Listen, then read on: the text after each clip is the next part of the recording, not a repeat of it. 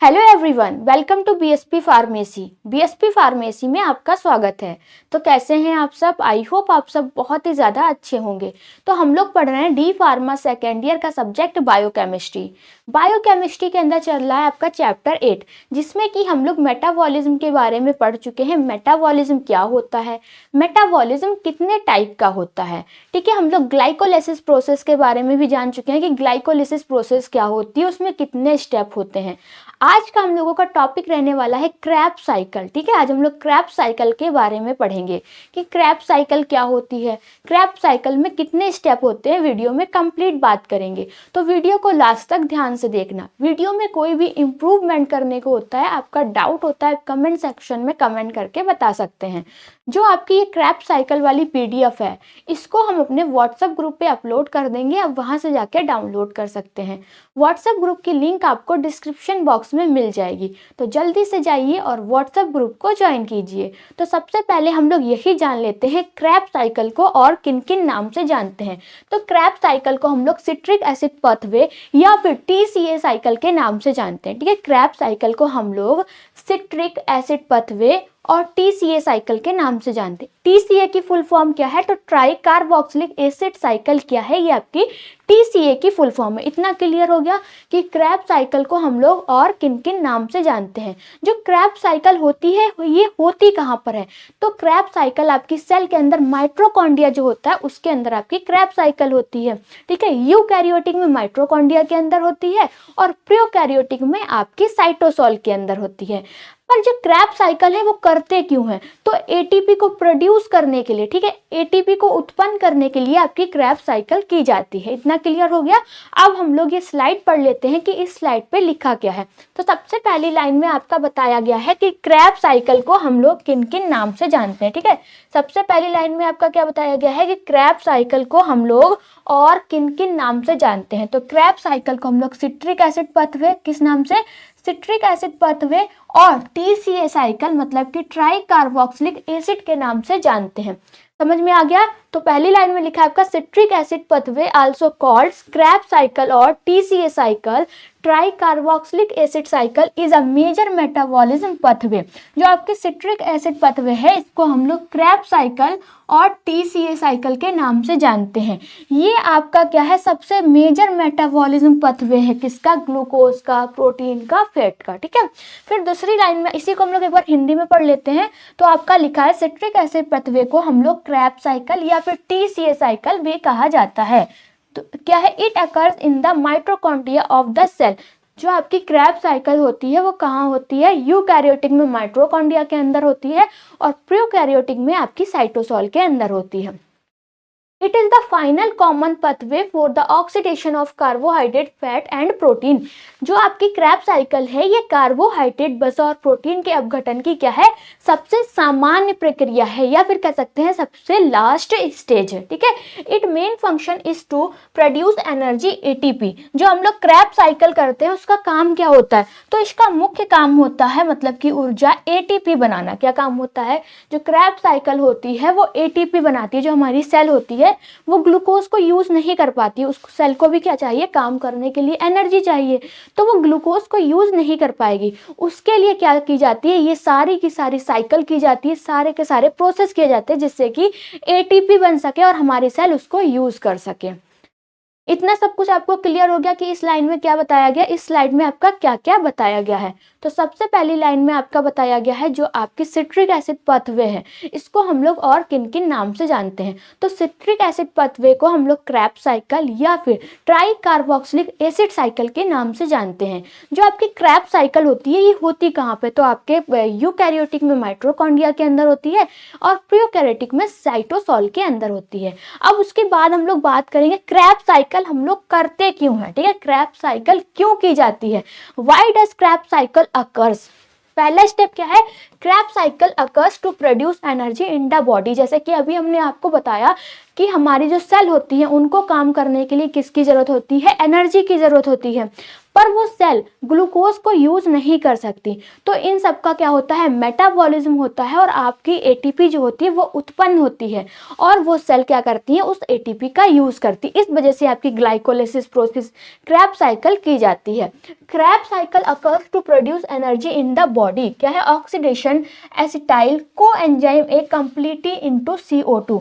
जो आपका acetyl coenzyme ए होता है, क्या होता है, एसिटाइल को एंजाइम ए होता है, उसका पूर्ण ऑक्सीकरण करके उसे कार्बन डाइऑक्साइड में बदला जाता है। ठीक है, क्या होता है, जो आपका एसिटाइल को एंजाइम ए होता है उसका ऑक्सीडेशन होता है, ऑक्सीडेशन होने के बाद उसको किस में बदला जाता है, कार्बन डाइऑक्साइड में बदला जाता है। अब बदलने के बाद क्या होता है, produce NADH of FADH2 which help in ATP production through the electron transport chain. ठीक है, अब ऊर्जा का वाहक, ठीक है, ऊर्जा का वाहक कौन है, आपका NADH है और आपका FADH2 है। NADH और FADH बनाना होता है। ठीक है, बनाने के बाद जो आगे चलकर क्या होता है, अधिक ऊर्जा उत्पन्न करता है। इसके बाद generate ATP energy required for cellular activity. कोशिकाओं के सभी कार्यों के लिए ATP क्या होती है, उपलब्ध होती है, उपलब्ध कराना होता है। Act as the final common pathway for the metabolism of carbohydrate, fat and protein. या कार्बोहाइड्रेट, वसा और प्रोटीन के अपघटन की क्या है, अंतिम सामान्य प्रक्रिया होती है। सिंपल सा आपको याद रखना है कि जो आपकी क्रैब साइकिल है उसे क्यों कराया जाता है। तो जो होती है उनको ऊर्जा के रूप में ATP की जरूरत होती है, वो डायरेक्ट ग्लूकोज का यूज नहीं कर पाती हैं। तो जो आपके कार्बोहाइड्रेट है, फैट है, प्रोटीन है, इनका क्या होता है, मेटाबॉलिज्म होता है और ATP क्या होती है, उत्पन्न होती है। उस ATP से सेल क्या होती है, सेल को एनर्जी मिलती है। सिंपल सी बात है कि ATP के प्रोडक्शन के लिए ही क्या है, आपकी क्रैब साइकिल कराई जाती है। क्रैब साइकिल में आपके कितने स्टेप होते हैं, तो क्रैब साइकिल में आपके टोटल 8 स्टेप होते हैं। अब वो 8 स्टेप कौन कौन से होते हैं, हम लोग स्टेप बाय स्टेप अब जानेंगे। तो सबसे पहला क्या है, एसिटाइल को एंजाइम ए और ऑक्जेलो एसिटिक एसिड। कौन कौन सा, एसिटाइल को एंजाइम ए और ऑक्जेलो एसिटिक एसिड किस में कन्वर्ट होता है, सिट्रिक एसिड में कन्वर्ट होता है। ठीक है, उसके बाद है आपका जो सिट्रिक एसिड बना है, ये सिट्रिक एसिड कन्वर्ट होता है आपका आइसोसिट्रिक एसिड में। किसमें, आइसोसिट्रिक एसिड में। फिर आइसोसिट्रिक एसिड जो है वो आपका कन्वर्ट होता है अल्फा कीटो ग्लूटेरिक एसिड में। किसमें कन्वर्ट होता है, अल्फा कीटो ग्लूटेरिक एसिड में कन्वर्ट होता है। फिर जो आपका अल्फा कीटो ग्लूटेरिक एसिड है ये आपका कन्वर्ट होता है सक्सिनिल में। किसमें, सक्सिनिल को एंजाइम ए में कन्वर्ट होता है। जो सक्सिनिल को एंजाइम ए है, ठीक है, सक्सिनिल को एंजाइम ए है, ये कन्वर्ट होता है आपका सक्सेनिक एसिड में। कौन सा, सक्सेनिक एसिड में कन्वर्ट होता है। ये सक्सेनिक एसिड आपका कन्वर्ट होता है फ्यूमेरिक एसिड में। किसमें, फ्यूमेरिक एसिड में कन्वर्ट होता है। फ्यूमेरिक एसिड आपका कन्वर्ट होता है मैलिक एसिड में। किसमें कन्वर्ट होता है, मैलिक एसिड में कन्वर्ट होता है। और जो आपका मैलिक एसिड है ये किसमें कन्वर्ट हो जाता है, आपका ऑक्जेलो एसिटिक एसिड में कन्वर्ट हो जाता है। फिर आपकी क्या होती है, साइकिल रिपीट होने लगती है। ठीक है, क्लियर हो गया इतना कि जो आपकी क्रैब साइकिल है उसमें कितने स्टेप होते हैं, 8 स्टेप होते हैं। वो 8 स्टेप कौन कौन से, आपको सिंपल सा याद रखना है।